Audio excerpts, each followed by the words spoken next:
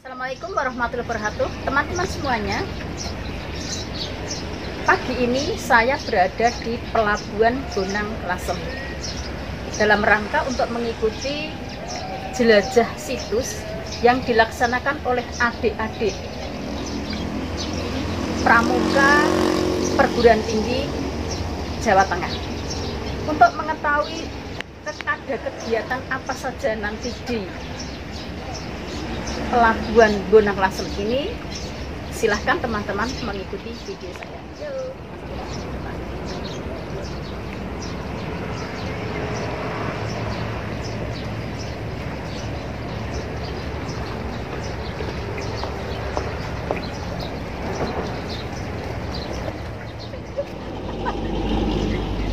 Kucing ini loh, kucingnya ngetot ke terus.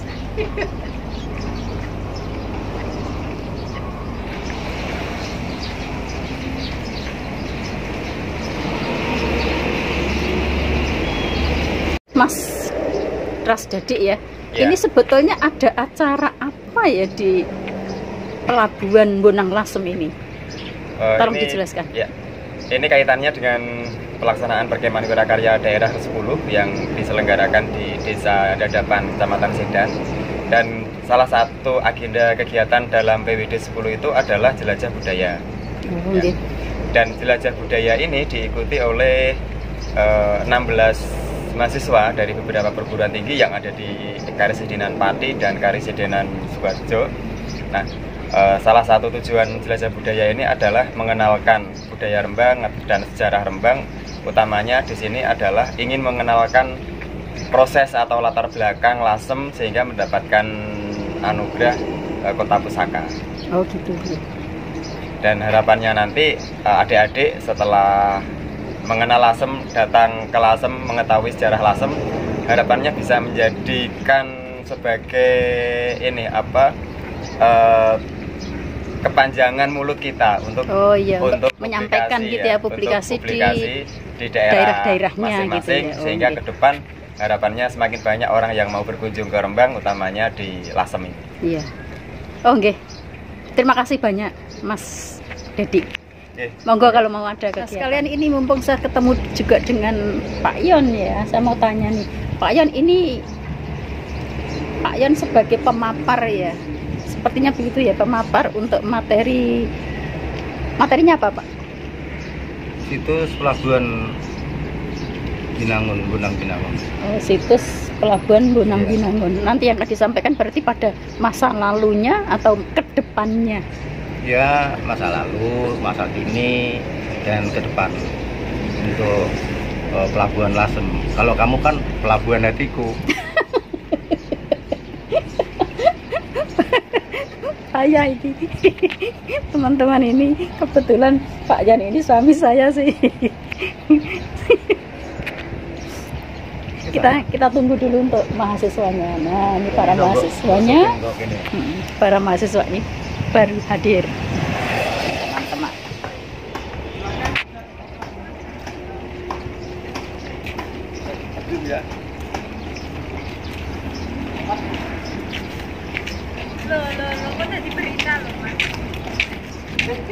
Assalamualaikum, selamat pagi adik-adik. Semangat ya. Semangat terus. Semangat terus. Sudah berapa hari di sini? 3 hari. 3 hari. Sudah 3 hari. Rencana sampai berapa hari? 5 hari lagi. Oh, 5 hari di sini. Kalau mendapatkan cewek sini ya. Selamanya. Kalau mendapatkan cewek di sini berarti kan bisa tinggal selamanya gitu ya. Kayak saya nih Ya. Kok belum dapat ya? Ya.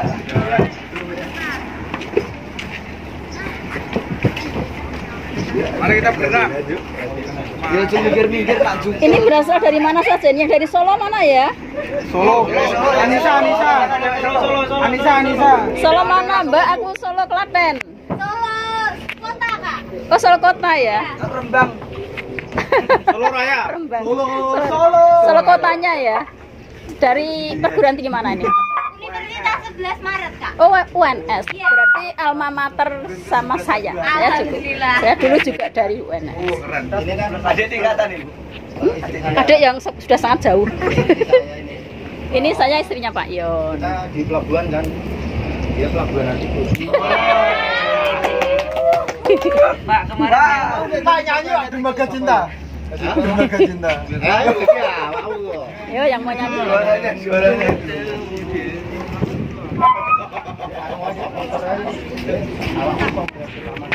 Dia kayak semingkir-minggir. Siap kandhani kok ning kono wae. Ora usah ngene kok aneh-aneh lho kan foto-foto kok. Iki dibenangke difoto sing wae. Siap. Rapet-rapet. Siap. ya yang berat bensin di sana ya. Ini loh, sini loh.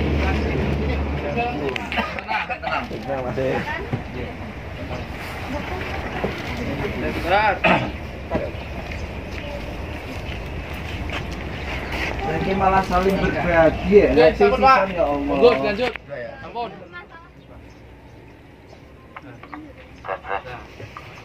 Oh iya, pinter awakmu sebeli. Iya. Jarang-jarang Pak pinter. Oke. Betul. Assalamualaikum warahmatullahi wabarakatuh. Salam Pramuka. Salam. Terima kasih, selamat pagi. Mudah-mudahan tadi malam istirahatnya bisa tercukupi, meskipun saya yakin pasti di atas jam 12. Hari ini itu sebetulnya bukan saya yang memberikan materi. Yang memberikan materi itu sebetulnya Mas Danang Swastika, seorang sejarawan muda dari Lasem. Cuman Mas Danang pada hari ini tuh tidak bisa ikut di tengah-tengah kita karena beliau sedang menunaikan tugasnya sebagai orang tua. Perjalanan sejarah Lasem sangat panjang sekali. Sebagaimana tadi malam diterangkan oleh Mas Danang, itu dimulai dari prasejarah. Oh iya, Lasem itu dimulai peradaban, kehidupan di Lasem itu dimulai sebelum Masehi. Itu dapat dibuktikan dari temuan yang ada di pinggir sana itu. Di pinggir sana itu ada dataran itu kan. Nah, dulu di situ pernah ditemukan kerangka manusia. Yang menemukan itu balai arkeologi. Penelitiannya arkeologi yang menemukan masyarakat ini. Umurnya 2000 tahun sebelum Masehi. Kerangka manusia ini adalah kerangka manusia pada waktu hidup. Dia adalah pemakai bahasa Austronesia. Bahasa Austronesia itu yang dia pakai. Ada beberapa ciri yang di Indonesia tidak ada, yang ditemukan di sini adalah giginya itu berbentuk seperti kuncup melati. Jadi peradaban pada waktu itu ada pangur, kalau sekarang giginya dipangur. Zaman dhisik. Dan itu laki-laki. Kalau sekarang perempuan kan yang pangur supaya giginya cantik, ya kan, bagus. Tapi dulu itu malah justru yang dipangur itu laki-laki, laki-lakinya. Jadi giginya itu ditata supaya lancip. Jadi kalau dia itu tersenyum akan kelihatan taring yang manisnya. Itu laki-lakinya. Ya betul digosok. Bekal. Nah, peradaban 2000 sebelum Masehi itu masih peradabannya itu belum besi, masih batu. Karena di sekitar temuan kerangka manusia berbahasa Austronesia itu ada kapak kayu, kapak batu, betul, itu kan. Terus bukti sejarah lagi, prasejarah itu ada di Lawangan ini masuk di Sakragan. Di situ di sepanjang pantai itu ditemukan ya kerangka manusia yang umurnya kira-kira 2000 tahun yang lalu, pemakai bahasa Austronesia. Dan jumlahnya tidak 1-2 tapi banyak. Nah itu oleh balai arkeologi, pantai itu digunakan sebagai tempat untuk pemakaman. karena kerangka manusianya itu rapi. Ya, ditemukan juga ada makanan yang kayak bentuk kuil, yang ada anak kecil kalau meninggal itu pernah lihat ya? Ya itu dia dimasukkan di dalam makanan itu untuk anak kecil. Kemudian ditemukan juga apa ya? Tembikar. Oh, kok tembikar? Sorry. Apa ya namanya? Saya lupa ya. Jadi semacam peralatan untuk menguburkan yang sudah meninggal. Prasejarah. Ya. Nah, kemudian pada awal-awal tahun Masehi, setelah belum masuk nih, mau kira-kira itu abad keempat. Abad keempat itu di Lasem ada sebuah kerajaan namanya Pucang Solo. Kerajaannya diperkirakan di daerah Cendikia itu, di sekolah SMK Cendikia Sriombo itu, ya seputar situlah, di desa Sriombo, di mana disebutkan di dalam cerita itu adalah cerita lokal. Tapi ini cerita lokal, artinya acuan pustakanya itu sekunder, bukan primer ya. Jadi ada mambu-mambu legenda. Tetapi setelah diteliti oleh belajar arkeologi itu kan masuk akal. Karena begini, raja dari Pucang Solo itu namanya Hang Sangbodro. Hang Sangbodro ini mempunyai putri yang bareng itu namanya Sibaha. Adiknya bernama Simaha.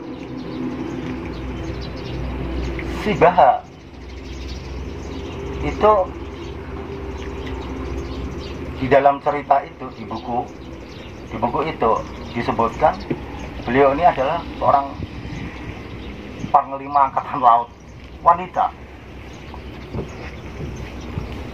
Kenapa angkatan laut? Ya pasti di sini ada kegiatan yang berhubungan dengan laut, ya kan? Pelabuhan lah, kalau kita menyebutnya pelabuhan. Itu yang Sibaha. Kemudian dia itu menikah, dapat guru besar agama itu namanya Agastya Kumbayani. Yang di buku itu disebutkan yang membuat candi yang ada di Dieng itu Agastya Kumbayani. Sedangkan adiknya yang bernama Simaha, perempuan, katanya cantik, katanya ya, di buku itu mengatakan begitu. Lo ngerti itu ya, yang perempuan maksud ganteng, wanita cantik. Nah, itu beliau ini pertama kali diberi tanah. Itu ada di daerah Blora sana. Setelah di tanah Blora, beliau ini kemudian mendirikan yang kita kenal sekarang adalah Kerajaan Kalingga atau Keling. Jepara Keling. Kemarin kan saya pernah nerangke ya, kalau pada waktu dinasti Tang, itu zamannya dinasti Tang, itu sudah ada penduduk dari Persia itu kan, itu datang di Kalingga. Ya berarti ketemu sama Sima. Ya kalau di sini Simaha, tapi kemudian terkenal dengan Ratu Sima. Iya. Hang Sangbodro itu mempunyai adik namanya Janabadra. Janabadra ini seorang ilmuwan. Beliau ini sudah bisa baca tulis, tidak hanya baca tulis, tapi menerjemahkan kitab-kitab Buddha, termasuk yang ada di Nepal sana. Oh, ini sejarah sampai ke Nepal. Iya, Nepal itu daerah India ya, itu pegunungan Himalaya itu. Nah, India. Sampai ada pendeta-pendeta dari Tibet itu datang ke sini menemui Janabhadra karena kepandaiannya. Dan di Indonesia kemudian diabadikan di perguruan tinggi di Indonesia. Di Bandung ada Janabhadra, kemudian di Jogja ada perguruan tinggi Janabhadra. Iya kan? Itu di sini nih. Boleh sini Lombok dulu. Madana kemarin menerangkan di situ adalah perguruan tinggi. Kalau saya menyebutnya ya perguruan tinggi, tapi bahasa pada waktu itu adalah Kadewa Guruan. Dan tempatnya ada di sebelah utaranya SMK Cendikia. Berarti adik-adik tidur di situ adalah tidur di atas tanah yang tua. Tanah itu adalah cikal bakal dari pendidikan. Zaman dulu nggak ada loh pendidikan. Zaman dulu orang-orang gunung-gunung, gua-gua, tapi dia sudah mendirikan perguruan tinggi. Seperti adik-adik ini. Itu kan luar biasa. Ada satu pengalaman spiritual tanpa sadar. Itu adik-adik tidur di atas sebuah tanah yang di sini dikenal sebagai cocok kalau di dunia pendidikan. Nah ya, berarti itu di antara abad ke-4 itu ya. Kalau di buku macam-macam sih, ada yang ketiga, keempat. Kalau saya itu ya antara tahun 674 sesuai dengan penelitian dari Profesor Dr. Kiai Haji Agus Winoto.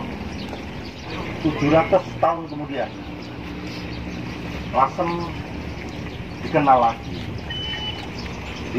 dikenal lagi di kancah sejarah. Dari mana? Dari negara Kertagama. Pada pupuh ke-7 itu lihat, di situ ada Lasem, kerajaan lagi. Rajanya yang pertama perempuan. Siapa namanya? Duhetindo Dewi, atau yang lebih dikenal dengan Bre Lasem yang bernama Dewi Indu. Perempuan lagi. Ya, kita sudah menampakkan berapa perempuan tadi? 2 perempuan, satu menjadi panglima perang, yang satunya menjadi Ratu Sima, dan sekarang ketemu lagi perempuan lagi, namanya Dewi Indu. Itu masa Majapahit. Masanya Hayam Wuruk. Pati yang ada keren ya. Lasem. Kemudian penggantinya itu Bre Lasem Sang Ahayu.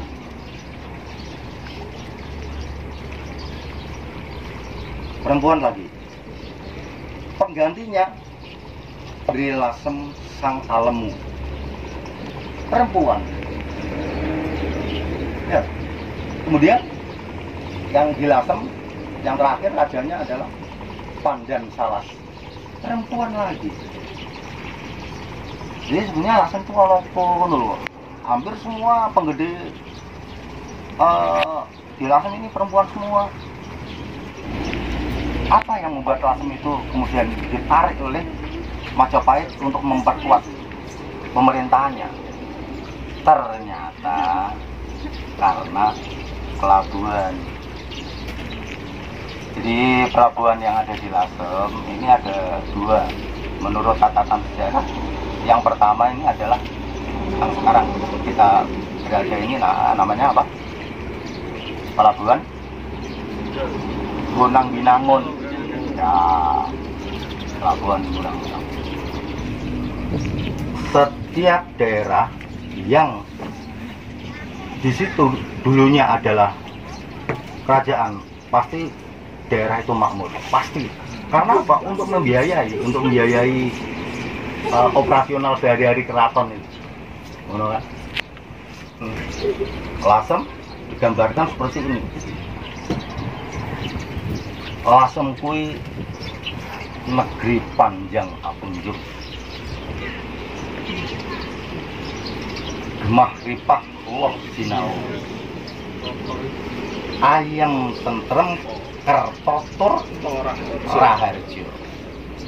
Dasar negeri han ngiringaken pasabina, han nengenaken pategilan, han ngungkuraken wana bebanjengan, han ngajengaken bandaran Pago. Loh, Solo ini hampir dikembangkan oleh dalang-dalang dulu. Ini kan penggambaran Lasem, negeri panjang Apunjungji, sebuah negeri yang besar. Gemak ripok loh binawi, ayam tentrem, tertoturan masyarakatnya ayam tentrem, tanahnya subur. Dasar negeri hak ngiringakan itu di sebelah kirinya itu adalah Pasabinan. Sawah. Tahu Pak Sabin? Sawah. Sawah. Han nengenaken pategilan. Gal. Han koraken wana bebanjengan. Alas dan han ngajengaken bandaran ageng. Bandaran itu pelabuhan. Yo iki. Nah, ini nih. Inilah teman-teman Nah kemudian untuk pelabuhannya. apa sih yang digunakan transportasinya itu apa? Yang digunakan di sini? Ya perahu. Perahu. Dan sebetulnya itu kalau dari catatan sejarah juga di Nusantara ini, di Nusantara, saya mundur ya, itu ada pelabuhan besar, yang satu ada di Palembang, yang satunya lagi ada di antara Jepara dan Tuban. Ya Lasem kan dulu. Dan itu bukti sejarahnya dapat kita temui di temuan perahu kuno di Bunjularjo pada abad ke-7 ya kita ya. Pada abad ke-7. Oh iya. Berarti sekitar itu kan, berarti abad ke-7 itu kan sekitar tahun 6000. 600. Ya. Berarti ada kemungkinan itu adalah pada saat Pucang Solo. Borobudur abad berapa? 7. Abad ke-9. Oh 9. Berarti Borobudur dengan temuan perahu kuno itu lebih duluan sini kan peradabannya. Sebuah perahu yang tidak pasaknya itu tidak memakai paku dan hanya memakai tali temali. Di sana ada di Bunjularjo. Itu untuk mengikat antara papan satu dengan papan yang lain itu ada yang namanya tambuku. Tambuku itu kotak-kotak gitu. Nah, kotak itu menonjol, kemudian itu ada lubang-lubangnya. Itu ditali. Cuman itu aja, lu kuat, mengalahkan saya bisa. Iya, sampai sekarang. Berarti umurnya berapa tahun? Ada 1600 tahun kan? Nah. Dulu yang buat kapal itu pramuka ya? Oh, sehingga berarti zaman dulu sudah ada pramuka. Iya, karena tali temali. Tali temalinya, iya, tali temalinya.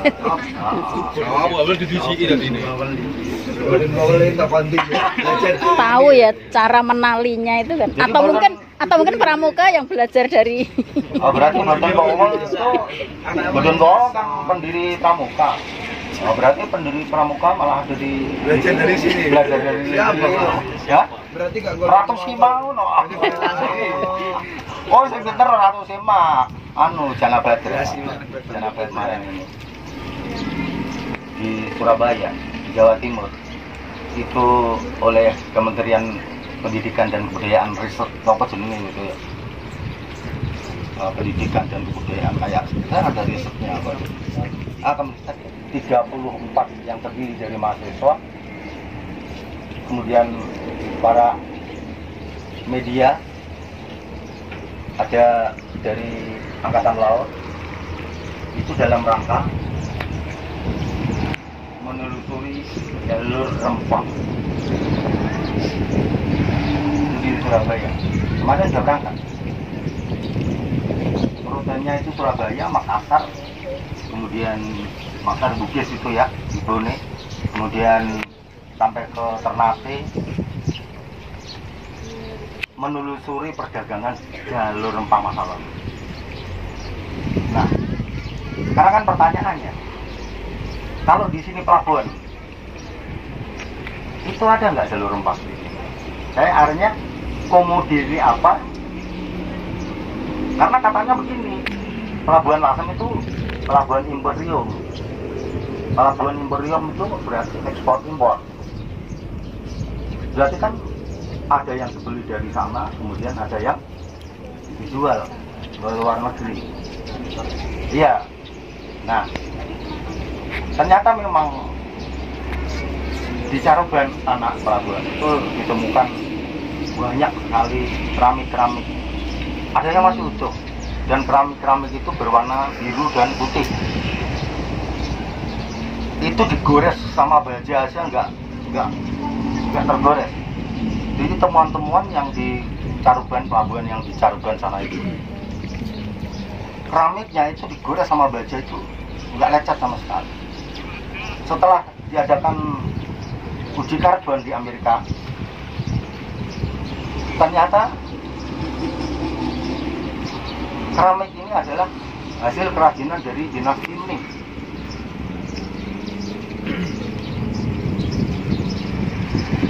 Berarti apa? Berarti ada orang dari Cina, itu kan dari Cina kan, itu datang ke sini, di kawasan sini, itu membawa barang sebagai pertukaran itu, dan kene ini apa yang dihasilkan. Untuk membuktikan ini, saya sama istri saya nih, itu sampai naik-naik gunung. Sebetulnya komoditi apa yang diangkut oleh pelabuhan sini itu? Iya, apa? Karena Lasem itu masuk jalur rempah. Masuk jalur rempah. Rempah yuk, bangsanya apa toh? Gunanya untuk obat-obatan, untuk masakan. Lasem ini juga komoditinya adalah rempah. Jadi Lasem akhirnya memang saya lihat itu di jalur rempah Jawa Tengah, Lasem itu masuk. Tapi kan saya hasilnya kok, saya naik gunung, ada nggak di situ tanaman pohon-pohon yang hubungannya misalnya dengan jahe? Nah, jahe itu kan sekarang gampang ya, artinya di kebun-kebun banyak. Sampai di gunung itu saya menemukan kemiri ya. Di Gunung Kajar itu alas kemiri. Alas kemiri gunting itu di daerah Goa. Jadi ada suatu tanaman yang namanya kemiri itu di Gunung Lasem itu ada yang namanya alas kemiri gunting. Dulu bukan kemiri. Di Kajar juga ada. Saya belum menemukan itu merica. Aku kan yo mikirnya nenak di Lasem ini komoditinya rempah. Saya yakin tidak cukup, hanya cukup untuk kebutuhan lokal Lasem aja. Merica ya orang ono. Tapi ternyata kemudian saya mendapat informasi, merica itu ada di Dadapan, tempat di mana kamu kemah. Cari aja nanti. Nanti kalau ada di foto ya. Di foto merica itu kayak apa Kak? Tanya masyarakat setempat. Karena cengkeh di sini ada, tembakau, cengkeh ada, yang sulit di sini ada. Iya. Tapi merica, di Gunung-Gunung Lasem saya menemukan. Ternyata di Dadapan sana. Nanti kalau ada yang menemukan merica, tanya di foto, saya minta fotonya. Untuk dokumentasi saya, membuktikan bahwa Lasem itu memang ada rempah-rempah orang Lasem tapi dikirim ke luar negeri. Nah, saya juga bertanya kepada balai arkeologi. Ternyata memang aku ini tak pikir pintar, tapi ternyata bodoh saya. Karena apa? Karena misalnya di pasar Majapahit itu langsung asam itu tidak hanya sini secara administrasi saja, sampai ke Pajang sana, sampai ke Pacitan. Pajang Solo ya? Pajang Solo. Dulu Pajang nggak ada, masih ada. Yang Pajang itu ya Solo itu salah sampai perbatasan dengan Yogyakarta. Itu Pajang dulu. Nah, kok Pajang? Saya tuh kenapa sampai Pajang?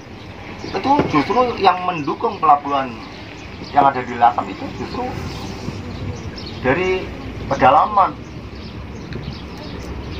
Ya, dari pedalaman. Nah, kemudian saya membaca sebuah prasasti namanya Prasasti Canggu. Nah, itu sudah disebutkan ternyata itu jalur penunjangnya itu karena aliran Sungai Bengawan Solo itu sudah disebutkan di Prasasti Canggu itu. Ya. Nah, sekarang Lasem itu di sekitar pelabuhan ya, di Lasem itu pekerjaannya apa tuh? Banyak orang-orang di sini, orang-orang kita zaman dulu, ini nenek moyang kita zaman. Ini ternyata itu juga ada di prasastanya namanya Prasasti Sangguran.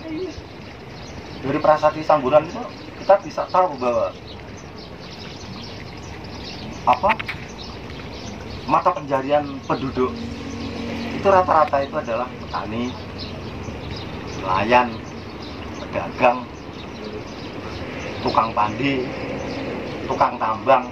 Tukang tambang maksudnya orang nambang di gunung besi itu bukan. Tukang tambangnya artinya kalau kamu mau menyeberang sungai itu kan ada perahu yang nambang, itu namanya tukang tambang. Itu di prasasti. Nah, sekarang saya mikir lagi, benarkah kalau rempah-rempah itu dulu ada? Rempah-rempah salah satunya yang paling terkenal masa lalu adalah herbalnya. Jamu. Jamu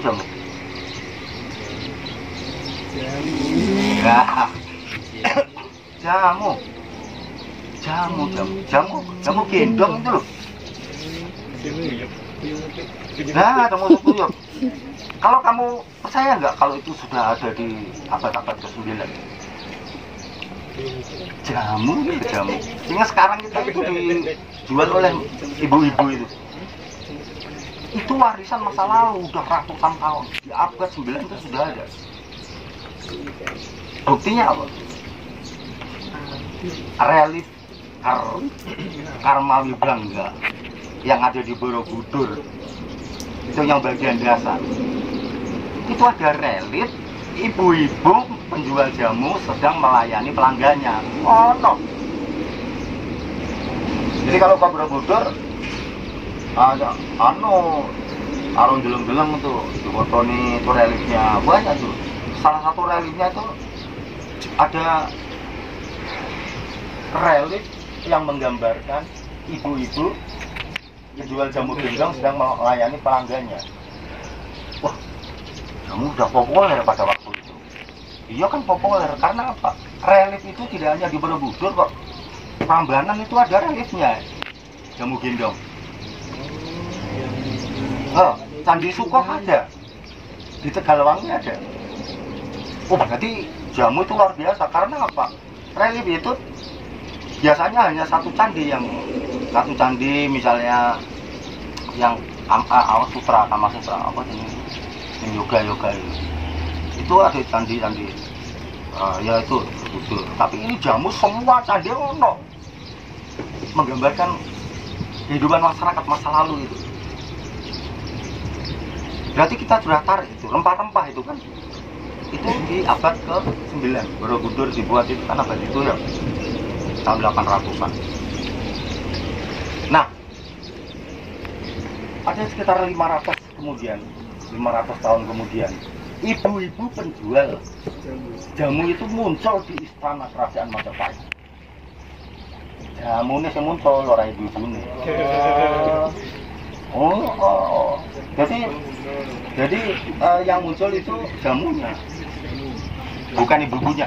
Jamu itu ternyata juga ada prestasinya. Memang ono buktinya lho. Buktinya apa di prestasi itu ditulis.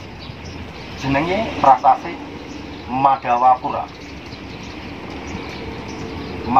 Madawapura itu ditulis di ini nih apa? Prasastinya bahwa sang raja dan istana dan masyarakat setempat itu penduduk Majapahit lah ya, terutama adalah rajanya itu gemar sekali minum jamu gendong. Jumlahnya ditulis di prasasti itu, jumlahnya ada 8 jamu diabadikan. Apa jajal? Kira-kira apa? Jamu gendong. Siapa nyebut? Uyup-uyup ono siji, beras mencur loro. Suruhan betul. Kune rasem jelas. Kune rasem, pahitan, temulawak. Sinom termasuk sinom. Ya beras kencur ada. Gepiok yang tapi itu diurut. Gepiok apa gepiok? Untuk kalau di keraton itu diurut. Ora terus ujug-ujug kowe ngombe pahitan. Saya enggak. Buyung upi belum ada. Untuk anak-anak itu ya buyung upi itu ya. Nah, itu zaman sekarang itu. Oh iya loh. Belum ada. Apa jenis jamu? Buyung upi itu anak-anak biar buyung upi. Buyung upi itu anu. Buyung Mas buyung. Buyung upi itu jamu anak-anak biar mau makan. Oh, ngono. Ada lagi itu yang namanya uyup-uyup. Kalau uyup-uyup. Ini anu ya adik-adik, ini calon ibu-ibu besok untuk memperlantar ASI itu ditulis di ini di prasasti Madawapura untuk memperlancarkan asli dan bau badan supaya bau badannya itu segar. Itu minum uyup-uyup. Itu dari apa? Itu dari pepaya. Oh, daun pepaya. Ya betul ya. Daun pepaya itu di anu toh di depok lah kalau ini. Ditumbuk. Tumes piye? Wah, itu wis keleng ini. Mari Pak teri enak ya. Itu airnya di anu diperes. Iya, airnya diperes. Berarti nggak ada getahnya? Iya ada. Yo, sarine mbok peres kan. Apa itu dicampurin tempe busuk gitu kan? Enggak, kalau di Karanganyar dicampurin tempe busuk sama anu. Iya. Itu kan di kalau di Klaten, di Solo itu. Dulur. Ya contohnya jamu itu sambel bareng. Sambel itu juga ada. Tumpang. Iya betul. Sambel itu ada reliefnya juga. Terus aku kan di mau belajar Sambel. Ya, saya hanya menceritakan ya jenisnya. Oh, komoditi ya. Saya menceritakan komoditi salah satu adalah yang paling terkenal di pelabuhan itu adalah rempah. Selain rempah-rempah, kalau yang di Lasem loh ya aku cerita. Itu adalah punggung kura-kura. Iya. Tapi sekarang di sini malah nggak ada. Kura-kuranya nggak ono. Saya goyang kura-kura akeh. Banyak bayar di sini jadinya kura-kuranya habis. Berkumis-kumis gitu. Soalnya kura-kuranya mbok saingi karo aku. Aman mental. Jadi ninja. Ya, itu komoditi. Nah, itu kan ditunjang dengan bukti-bukti. Nah, sekarang saya ada pertukaran seperti keramik itu ada semuanya di ini ya. Sekarang kan pelabuhan ada, kemudian sarana perahu ada juga kan. Oh, jago. Nenek moyang kita kan orang pelaut. Nenek moyangku orang pelaut. Terus ya, aku yo lali ya. Gemar mengarung luas samudra, tiada takut menempuh badai, sudah biasa. Angin bertiup, layar berkembang, ombak berdebur di tepi pantai, manusia berani, serentak. di laut biru.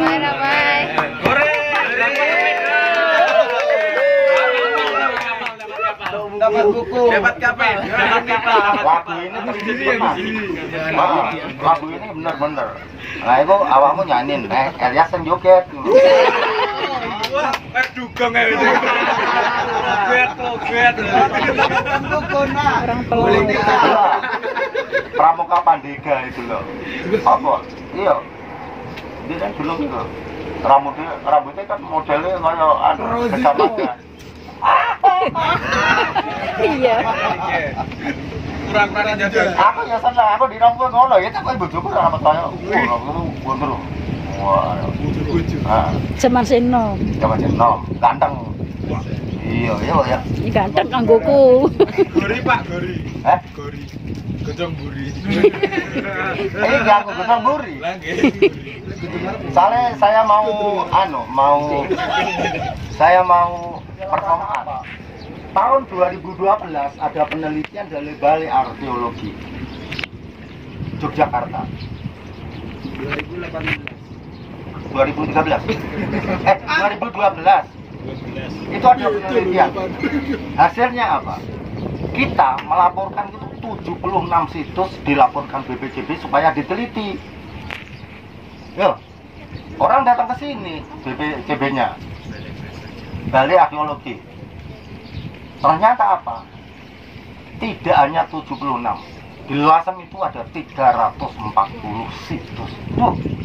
Akhirnya Balai Arkeologi kembali lagi ke Jogja.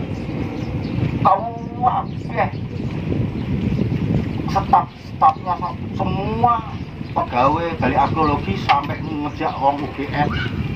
Iya. Itu meneliti tentang Lasem. Dari kita laporkan 76 titik menjadi ternyata di Lasem itu orang kita mulai berapa kali lipat? 340. Wah, saat itulah saya dan teman-teman ini juga Lasem hanya dikenal sebagai lintasan Pantura. Yang kenal sopir-sopir. Wong dari Semarang sampai dengan Surabaya, singgahan itu Lasem. Tapi ternyata itu menyimpan sejarah yang sangat panjang. Nah, itulah kemudian saya dan teman-teman, ayo gawe yuk untuk sosialisasi nih, untuk sosialisasi di masyarakat Lasem. Kita membuat namanya Festival Lasem. Wah, itu sukses dan itu setelah itulah kemudian batik tumbuh, produksi lokal tumbuh. Kemudian itu dibukti, ada bukti ya. Jadi begini, ada perahu, ada pelabuhan, dan kemudian yang terbesar artinya terbesar di sini, terbesar itu di sini. Itu di sini ada masyarakat Bugis. Masyarakat Bugis di Sangar, masyarakat Bugis itu Sangar loh. Dari Sulawesi Goa, Bone, sama Luwu. Di sini ada rumahnya rumah panggung. Itu di daerah Dasun itu. Di Makassar. Sulawesi ya. Nah, itu ada komunitas. Artinya mereka itu sampai dagang ke sini, kita dagang ke sana. Kemudian apa yang dari Cina jelas. Nah, dari apa? Mereka datang sini, kemudian tinggal di sini malah. Dia membuat rumah-rumah di sini dengan bangunan tradisional mereka yang tadi malam kita lewati. Sampai ke Cina. Iya kan? Kalau kamu masuk Kelenteng, di situ ada kayak gambar-gambar komik. Itu ada ceritanya, itu cerita novel. Ono sing Sun Wukong apa? Sun Wukong. Kelenteng di situ. Artinya mereka itu Keras sakti itu ya. keras sakti hanya membuktikan bahwa mereka itu datang dengan membawa tongkat sakti. Kitab suci. Iya, maksudnya kok kitab suci itu enggak. Kebudayaan mereka. Mereka kan tidak membawa peradaban orang lain yang ngetren pada saat itu, iya kan? Iya. Itu Ada Kerak Sakti itu novelnya, itu gambar di dinding-dinding, di dinding-dinding, dan itu gambarnya pakai hitam-hitam itu, pakai apa itu sampai sekarang, padahal itu tahun 1447 sampai sekarang itu belum, nggak hilang, catnya nggak diganti. Tapi nanti kita nggak usah ke sana ya, waktunya. Tidak. Berarti yang jelas yang dari mana Arab, Timur Tengah juga ada. Banyak malahan. Ya. Ya, itu komunitas akhirnya di Sunan, kemudian apa? Para pesantren di sini. Ini membuktikan bahwa Lasem itu ada kegiatan perdagangan yang sangat amat kuat sekali, karena mereka sudah mengekspor Lasem itu dulu gitu kok, rasa adu-adu itu loh kayak gitu. Yang gini, yang ini saya hanya menerangkan khusus pelabuhan aja. Jadi dari mana pelabuhan itu timbul di sini.